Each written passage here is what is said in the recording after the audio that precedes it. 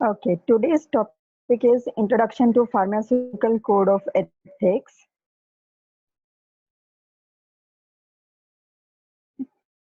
We will first see what are morals. We talk about morals. Morals are nothing but the good behavior and alertness regarding behavior and responsibilities. So when morals are formed into rules and come on paper, these are known as ethics. So when ethics come to field of pharmacy, these are known as code of pharmaceutical ethics. Now there is a fine difference between law and ethics. So law is the rule prepared by government of a particular nation, and it is applicable to every citizen of that nation.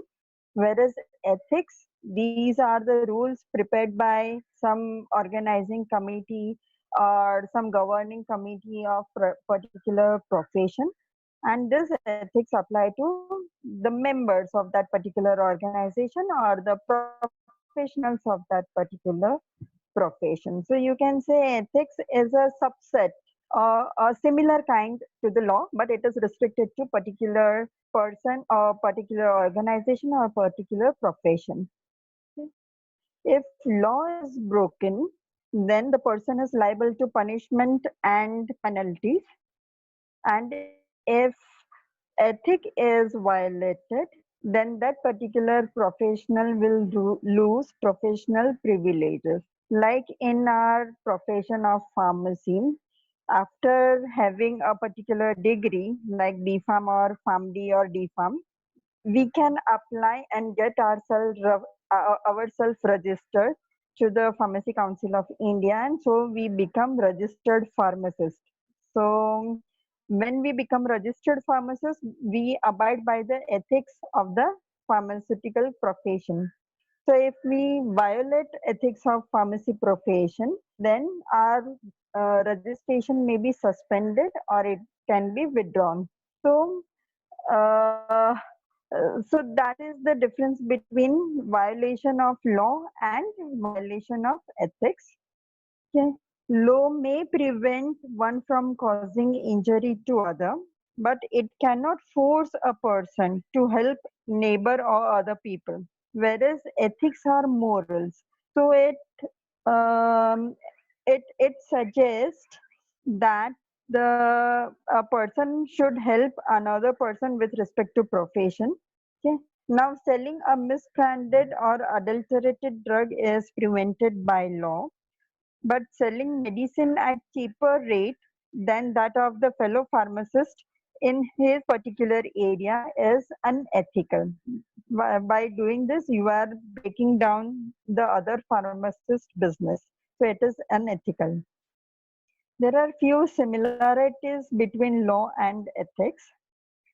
So ethics and laws are complementary to each other and have a common purpose of well-being of the society. Both consist of rules to guide and conduct social cooperation, and both deal with right and wrong in the society.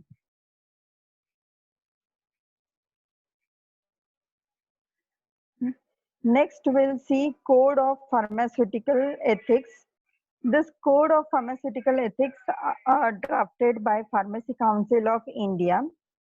The Code of Ethics is the guide for pharmacists that how he or she will behave in relation to his or her job, his or her trade, his or her profession or medical profession.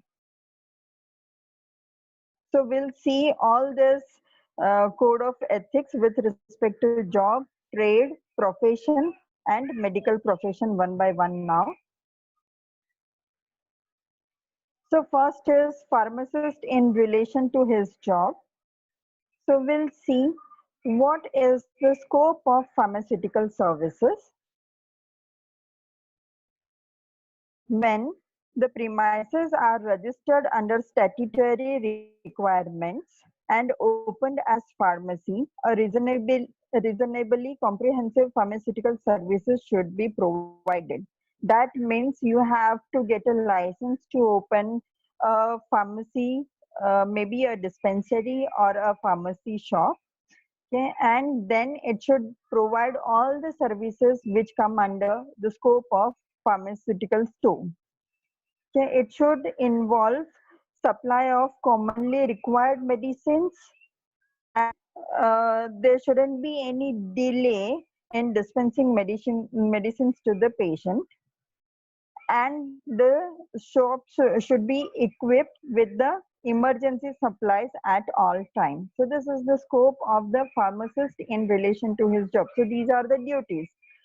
To carry out these duties, the conduct of pharmacy, the condition in pharmacy should be such as to preclude avoidable risk or error or of accidental combination in the preparations, dispensing and supply of medicine. That is, at all time, pharmacists must look after and be alert to prevent risk of mixing of another substance other than medicine while preparing, dispensing and supply of medicine to the person.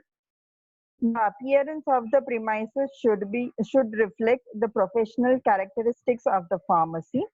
It should be clear to the public that the practice of pharmacy is carried out in this particular establishment, and the signs, notices, descriptions, wordings on the business, stationery and related indications should be restrained in size, design and terms.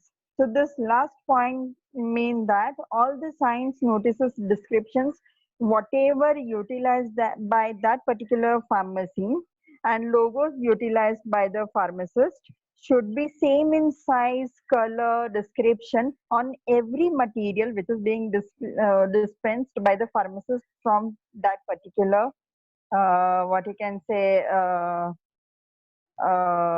particular dispensary or shop.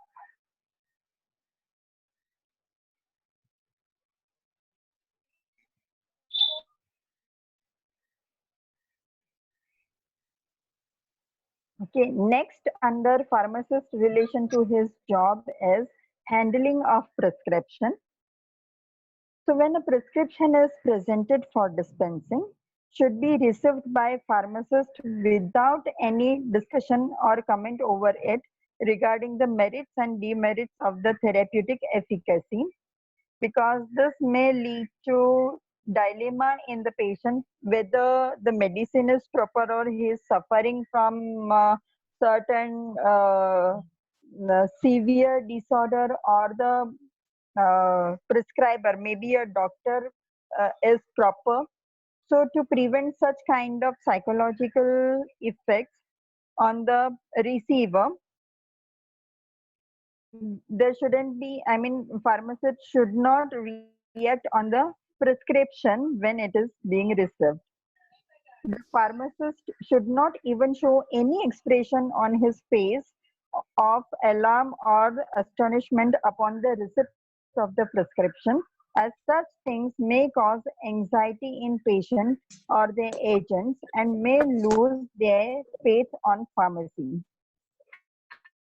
Sorry, on physicians.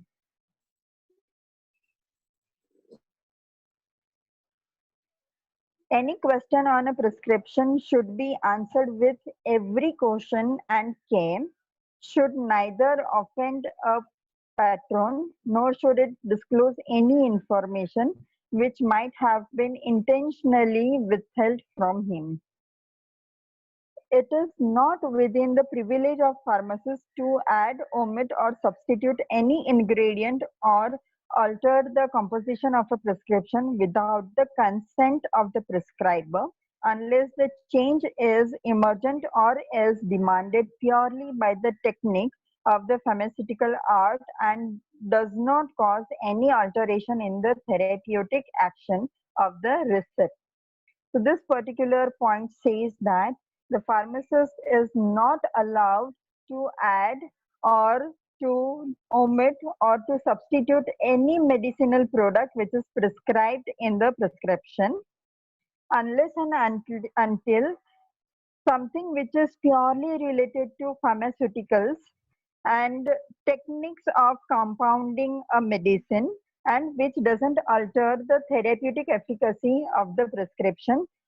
Only the technical part retained to the pharmaceutical sector is permissible to change by the pharmacist. Otherwise, medicines cannot be changed in the prescription while dispensing without the consent of the prescriber. In case of any obvious error in it due to any omission, incompatibility, or overdose, the prescription should be referred back to the prescriber for correction or approval of the change suggested. So, a pharmacist finds out some medicine which are omitted, or there are incompatible medicines, or there is an overdose and risk of toxicity, then pharmacist should approach back to the prescriber and suggest the change in the prescription, and after the approval of the prescriber only the pharmacist can make the changes in the prescription and dispense it. Okay. While such an act is imperative in the best interest of the patient, in no case should it be done in manner which may hamper the reputation of the prescriber concerned. So when pharmacists refer back to the prescriber due to some reasons and makes changes in the prescription, the pharmacist should all time remember that it should be done in such a way that it doesn't cause a reduction in the faith of the medicine of the person who is receiving medicine in the physician who is prescribing the medicine. In matter of refilling prescriptions, a pharmacist should solely be guided by the instructions of the prescriber. Aid, he should advise patient to use medicine or remedies strictly in accordance with the intention of the physician as noted on the prescription. So while dispensing the medicine from the prescription, the pharmacist should take in consideration the counseling which is to be given to the patient along with the prescription, and should keep in mind the intention of the physician who has prescribed this particular prescription.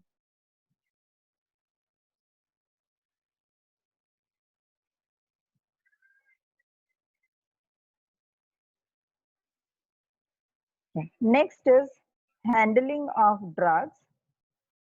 All possible care should be taken to dispense a prescription correctly by weighing and measuring all ingredients in correct portions by the help of scale and measures. Visual estimations must be avoided. So while you are in compounding and pharmacy and dispensing pharmacy, so that time when you compound a medicine, the procedure should be by weighing and measuring using appropriate scales and measures, and visual estimations. चलो इतना है इतना ही होगा डाल दो, ये practice must be prevented. Okay. Next is always use drugs and medicine preparations of standard quality available. He should never fill his prescriptions with spurious, substandard, and unethical preparations. A pharmacist should be very judicious in dealing with drug and medicinal preparations used for addition or any other abusive purpose. So we are aware that there are certain substances which act upon central nervous system and they are habit forming. So such substances are liable to abuse and we call it as drug addiction. And there are many rules and restrictions upon refilling of the prescription, dispensing of the medicines, and the pharmacist, while prescribing such formulations, should be very conscious with respect to laws which abide this formulations, and accordingly the pharmacist must dispense such narcotic and psychotropic substances. Next is apprentice pharmacist. So while in charge of a dispensary, a drugstore, or hospital pharmacy where apprentice pharmacists are admitted for practicing practical training, a pharmacist should see that the trainee are given full facilities for their work, so that on the completion of their training, they have acquired sufficient technique and skill to make themselves dependable pharmacists. So apprentice pharmacists are nothing but the trainees which take upon job under certain dispensary or hospital pharmacy. So that time there should be a supervision, proper supervision onto the trainee, but the trainee must be given some freedom to dispense and compound medicines so that they develop skill in filling prescriptions and maintaining drugstore. No certificate or credential should be granted unless the above criterion is attained and the recipient has proved himself worthy for the same. So unless and until the trainee develops the skill of maintaining and refilling prescriptions and maintaining the drugstore, once he attains proper skill and has proper experiences, then after the certificate must be issued, otherwise it shouldn't be issued to the trainee.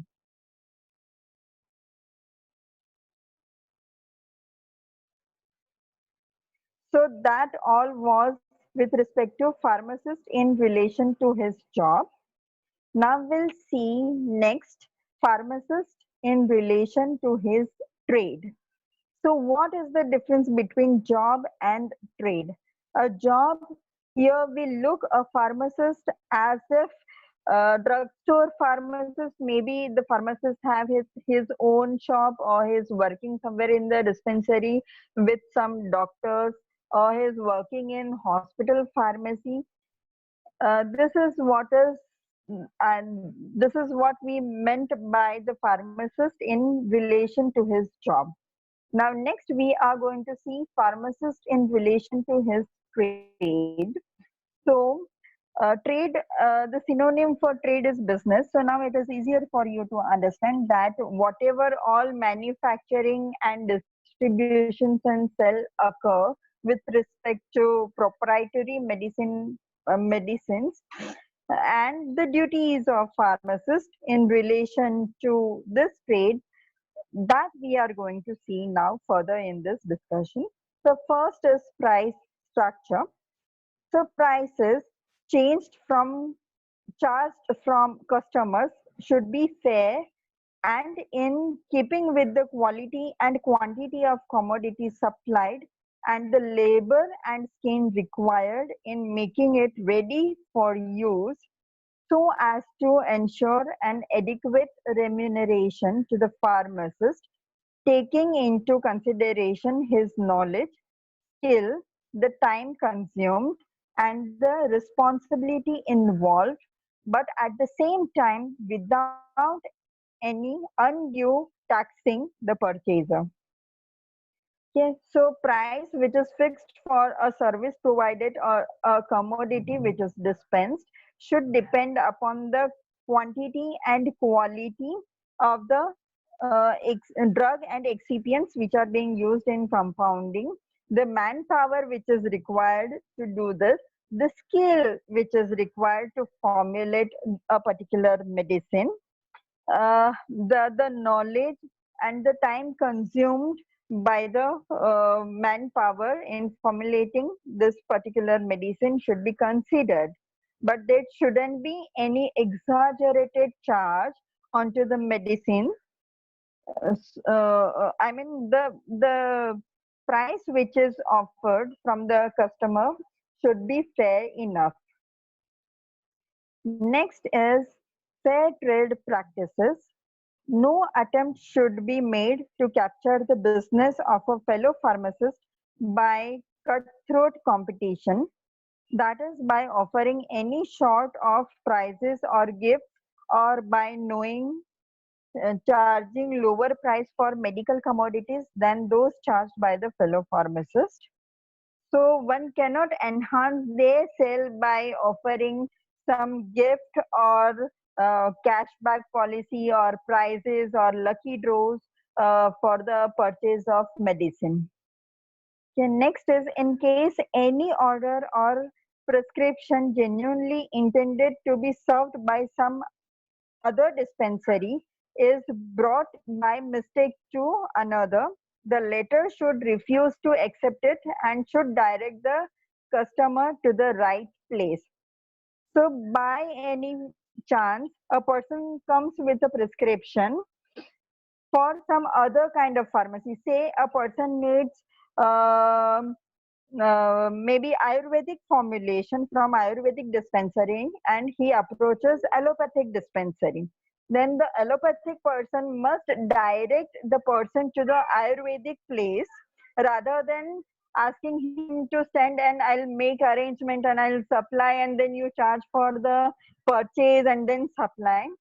So that this is unethical. So the allopathic person must direct the patient to the Ayurvedic place. Labels, trademarks, and other signs and symbols of contemporaries should not be imitated or copied. Say a particular pharmacist shop is going very well, and uh, he or she has kept some particular attractive logo which is very popular in the community. So one should not imitate or copy that particular logo and apply it on their shop. So this may be misleading, and person and the consumer will find that okay, this is similar, so this is a franchisee of this particular pharmacy, and they go and start purchasing in another place. So this is unethical. This should not be done by a pharmacist.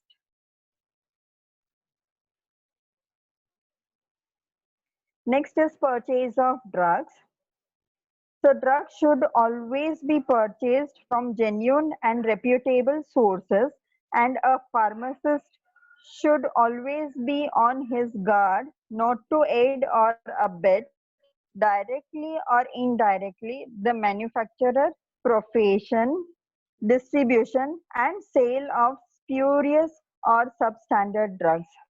So this says that a pharmacist must purchase the drug of quality from authentic resources and never purchase and distribute and sell spurious and substandard drugs. Hawking of drugs. Hawking of drugs and medicinal should not be encouraged, nor should any attempt be made to solicit orders for such substances from door to door. So you cannot sell your drug from door to door like फेरी वाला. कोई medicine ले लो, कोई दवाई ले लो, ऐसे कभी भी medicine cell नहीं कर सकते. That is restricted by ethics. Self-service methods of operating pharmacies and drugstores should not be used, as this practice may lead to the distribution of therapeutic substances without an expert supervision and thus would encourage self-medication of prescription products, which is highly undesirable. So now as we have provision in malls and some shops that we can go at place and pick up what we want and come to the counter and make a bill. So such kind of practice cannot be done in pharmacies. This is because there are drugs which are over the counter drugs which can be given without prescriptions, but a large fraction of drugs are such that it requires prescription. So if such self-service is provided, patient may pick up a medicine which is prescription drug or maybe a drug which has liability of drug addiction, and this will lead to unethical practice, and this generally causes harm to the person who will take such medicine without prescription and supervision. Next is advertising and displays.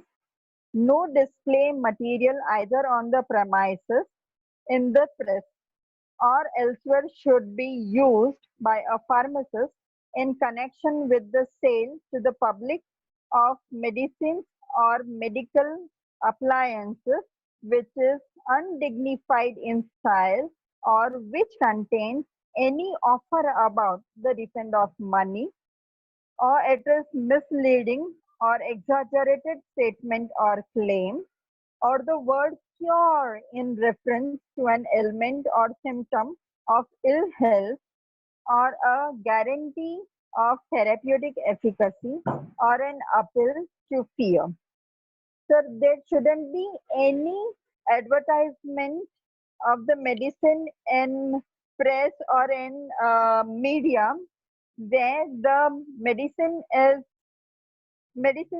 that if you purchase this, we'll refund this percent of money, or there is uh, misleading statement for the claim of the efficacy of the medicine, or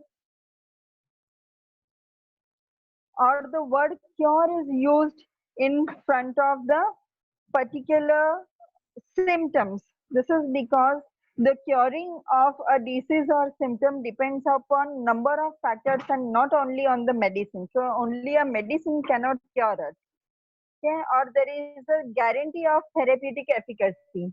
Now again, every individual is different, so one cannot guarantee that this particular medicine will act for everybody. So such statement cannot be written onto the what you can say, the label of the formulation, or it causes a fear in the public कि अगर हमने ये नहीं लिया then we'll suffer from particular disease or disorder. So such claims cannot be made while advertising or displaying a pharmaceutical product.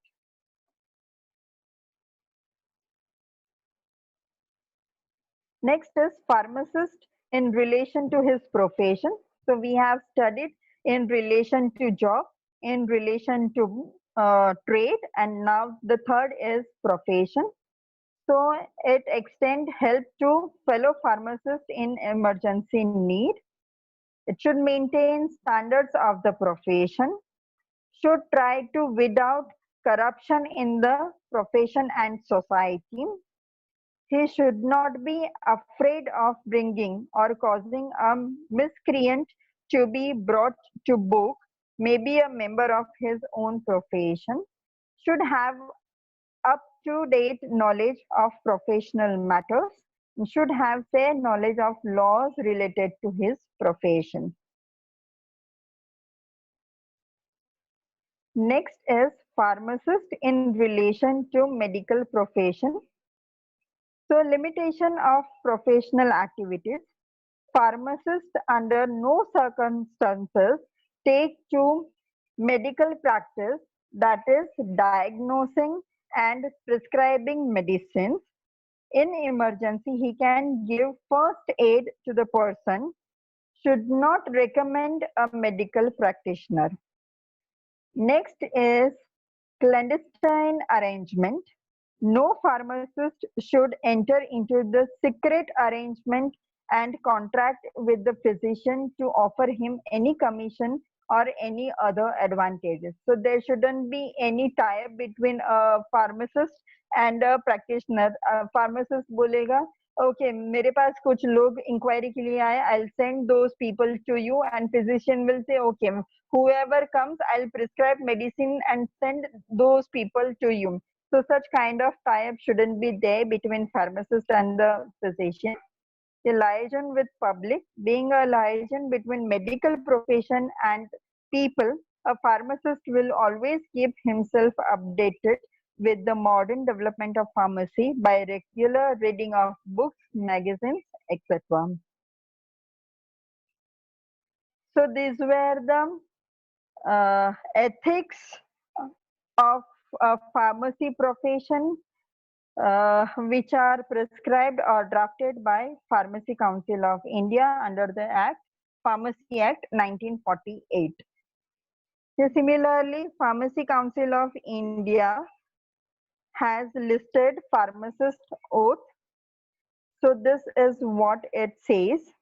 I swear by the Code of Ethics of Pharmacy Council of India in relation to the community and shall act as an integral part of the healthcare system. I shall uphold the laws and standards governing my profession. I shall strive to perfect and enlarge my knowledge to contribute to the advancement of pharmacy and the public health. I shall follow the system which I consider best for pharmaceutical care and counseling of patients. I shall endeavor to discover and manufacture drugs of quality to alleviate sufferings of humanity. I shall hold in confidence the knowledge gained about the patients in connection with professional practice and never divulge unless compelled to do so by law. I shall associate with organizations having their objectives for betterment of the profession of pharmacy and make contribution to carry out the network of those organizations.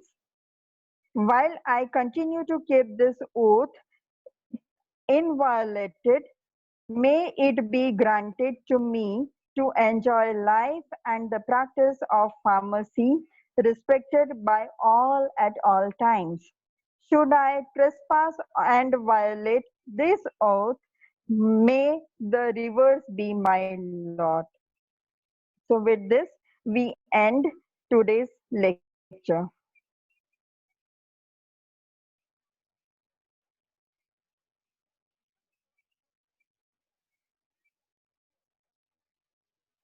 Any questions?